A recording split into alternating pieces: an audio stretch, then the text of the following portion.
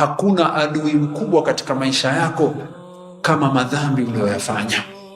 Madhambi ni sababu ya wewe kufungiwa milango ya khairi. Madhambi inakuwa sababu ya wewe kunyimwa ilmu na nuru ya Mwenyezi Mungu. Madhambi ni sababu ya Allah subhanahu wa ta'ala kukufungia milango ya riziki. Madhambi ni sababu ya Allah kukufungia katika hatua yote unajaribu kufanya. Waone kila mahali unapokwenda au kila hatua unayochukua kuna pingamizi mbele yako. Ndio maana ulama wakatubainishia kwamba sababu kubwa ya Allah kukufariji ni wewe kumwomba Allah msamaha kwa yale uliyoyafanya. Faqultu astaghfiru rabbakum innahu kana ghaffara. Ukimwomba msamaha Mola wako, ukamrudia Mola wako, ukarekebisha mwenendo wako, hapo Mwenyezi Mungu atakushika mkono.